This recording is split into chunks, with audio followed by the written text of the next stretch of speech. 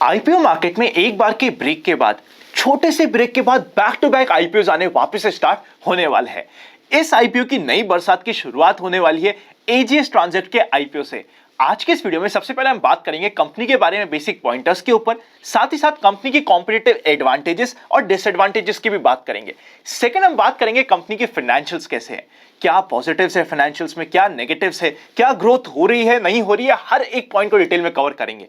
Third हम बात करेंगे आईपीओ रिलेटेड इंपॉर्टेंट डेट्स की। एंड फाइनली मेरा personal opinion simple and clear words में आपको मिलने वाला है। मेरा नाम है अनंत लड्डा, सीएफए सीएफपी एलएलबी। अगर अभी तक आपने open for all free Telegram channel join नहीं किया, सीधा टेलीग्राम पे जाइए, इन्वेस्ट आज फकल सर्च करिए, आपको ये चैनल मिल जाएगा जिसमें ऑलरेडी 2,10,000 से ज्यादा मेंबर्स पार्ट बन चुके हैं। फ्रॉड चैनल से बच के रहिएगा। चलिए शुरू करते हैं आज का आईपीओ रिव्यू।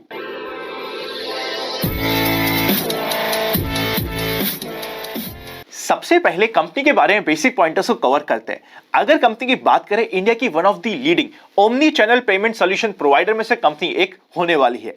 अगर हम एटीएम से रेवेन्यू की बात करें, in terms of revenue India की सेकंड लार्जेस्ट कंपनी बन जाती है। और साथ ही साथ अगर पेट्रोलियम पे पॉज की बात करें, वहां पे इंडिया की लार्जेस्ट सर्विस प्रोवाइडर में से कंपनी होने वाली है। और कंपनी सिर्फ अपनी सर्विसेज इंडिया में प्रोवाइड नहीं करती, एशिया की बहुत सारी कंट्रीज जैसे कि श्रीलंका, कंबोडिया, इंडोनेशिया, सिंगापुर और फिलीपींस में भी कंपनी अपनी सर्विसेज प्रोवाइड करती है।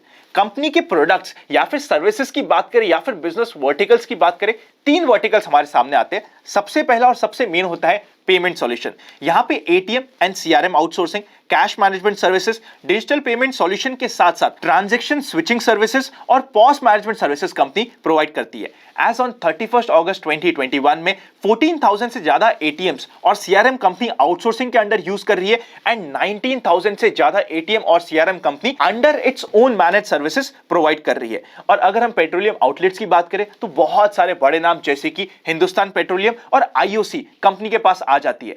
अदर देन पेट्रोलियम सेगमेंट की बात करें, पतंजलि, डॉक्टर लाल पैथलैब्स जैसे बड़े बड़े नाम कंपनी के कस्टमर्स होने वाले हैं। सेकंड सर्विसेज होती है बैंकिंग एंड ऑटोमेशन सॉल्यूशन। यहां पे मेनली आता है sale of ATM and CRM, उसी के साथ साथ sale services, terminal, currency, technology product और भी बहुत सारी सर्विसेज कंपनी प्रोवाइड करती है।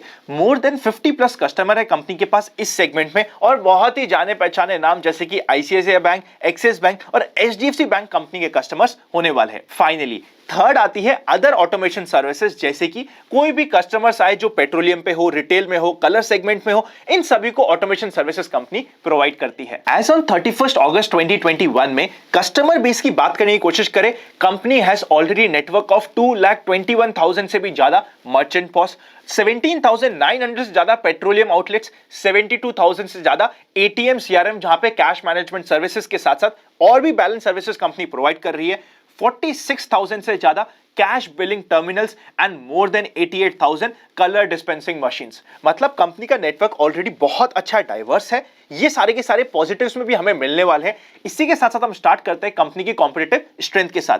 सबसे पहले इंटीग्रेटेड ओमनी चैनल है, इंडिया की one of the best service provider में से कंपनी होने वाली है। Second important point, customer base company का बहुत डाइवर्स है, प्रोडक्ट बेस भी डाइवर्स है across different segment.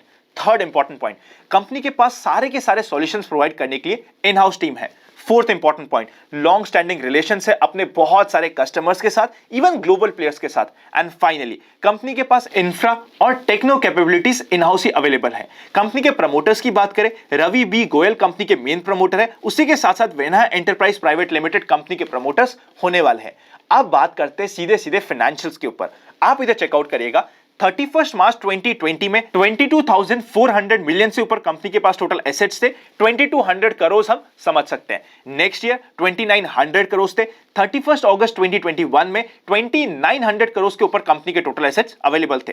Total revenue की बात करें, 31 मार्च 2021 में 1,800 करोड़ के ऊपर के थे। नेक्स्ट ईयर 1,700 करोड़ के ऊपर थे, पर 1,800 करोड़ से कम थे। मतलब प्रीवियस ईयर से थोड़ा सा कम रेवेन्यू हुआ था 31 मार्च 2021 में।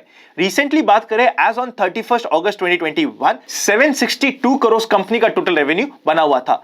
प्रॉफिट आफ्टर टैक्स जो सबसे मेन पॉइंट होता है, 31 मार्च 2020 को रफली कंपनी का प्रॉफिट था 83 करोड़। नेक्स्ट ईयर 54 करोड़ और 31 अगस्त 2021 की बात करें नेगेटिव 18 करोड़ का कंपनी का प्रॉफिट है। आईपीओ आने से पहले ही पिछले 2 से 3 सालों में कंपनी की प्रॉफिटेबिलिटी रेगुलरली रिड्यूस हुई है। कारण कुछ भी हो सकता है, पर ये एक one of the biggest negative point होने वाला है। इसी के साथ साथ अगर कंपनी के कुछ और नेगेटिव की बात करें, सबसे पहले कंपनी का प्रॉफिट मार्जिन बहुत कम होता है। ये कंप्लीट वॉल्यूम का बिजनेस है, यहां पे प्रॉफिट मार्जिन 2% से लेकर 3% के ऊपर का यूजुअली नहीं होता है। इस इंडस्ट्री को मैंने बहुत क्लोजली स्टडी भी किया ड्यूरिंग माय ऑडिट पीरियड, तो मुझे पता है कि यहां पे प्रॉफिट मार्जिन के लिए हमेशा कंपनी स्ट्रगल करती है। सेकेंड नेगेटिव ये आता है कि इस कंपनी के ऊपर बहुत ही हैवी डेट है। जितना लास्ट ईयर मतलब ऑलमोस्ट 1700 करोड़ का रेवेन्यू था लास्ट ईयर, और इतना ही है कंपनी के ऊपर डेट, मतलब कंपनी का डेट बहुत ज्यादा एक्सेस हो चुका है। साथ ही साथ कंपनी के कुछ लिस्टेड एनसीडीज भी है जिसका रेट ऑफ इंटरेस्ट काफी हाई है, मोर देन 18% के ऊपर कंपनी के एनसीडीज चल रही है। इसी के साथ साथ लास्ट ईयर कुछ कंप्लायंस रिलेटेड इश्यूज भी आए थे कंपनी के ऊपर, जिसमें आरबीआई की तरफ से इनके ऊपर कुछ कंप्लायंस रिलेटेड पॉइंट्स भी आए थे। इनके लाइसेंसेस लेने की बात आ गई थी, रिस्ट्रिक्ट करने की बात हो गई थी, तो ये सारे नेगेटिव पॉइंट्स हमें सामने दिख रहे हैं।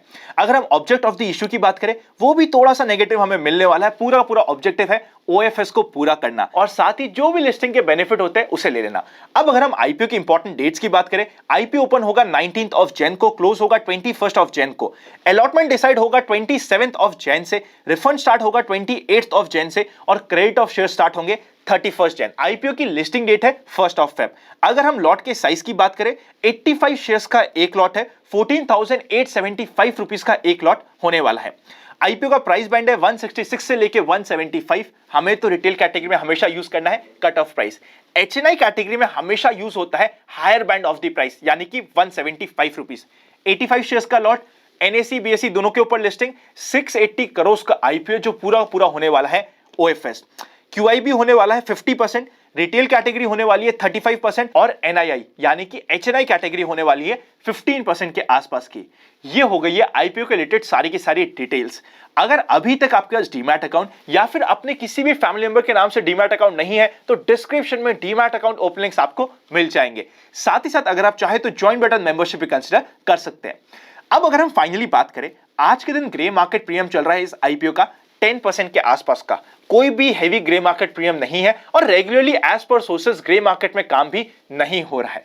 मैं भाग के इस आईपीओ में अप्लाई करूं, ऐसा ये आईपीओ नहीं है। इस आईपीओ के कुछ पॉजिटिव्स है कि ये कंपनी अपने सेगमेंट की लीडर है, पर उसी के साथ साथ काफी नेगेटिव पॉइंटर्स भी है जिसे हम डिस्कस कर चुके हैं। बहुत ही एवरेज आईपीओ है। फाइनल डे पे ही मैं अपना डिसीजन बनाऊंगा। ये ऐसा आईपीओ नहीं है कि मैं पहले ही दिन कहूं कि मैं भाग के इस आईपीओ में अप्लाई करूंगा। मैं भाग के इस आईपीओ में अप्लाई नहीं करने वाला। बहुत ही एवरेज आईपीओ है। साथ ही साथ अगर कुछ और अच्छे आईपीओ हमारे सामने आते हैं तो इस आईपीओ को हम बड़े आराम से अवॉइड भी कर सकते हैं। ऐसा मुझे पर्सनली अपने अकाउंट्स के लिए लग रहा है। आपका क्या ओपिनियन है मुझे कमेंट करके बता दीजिएगा। वीडियो अगर अच्छा लगे तो लाइक करके भी मुझे उत्साह बढ़ाना मत भूलिएगा। मुझे इंस्टाग्राम पे फॉलो करना मत भूलिएगा। बहुत ही ज्यादा इंटरेस्टिंग रील्स आपको इंस्टाग्राम पे भी मिलनी स्टार्ट हो चुकी है। सी यू वेरी सून।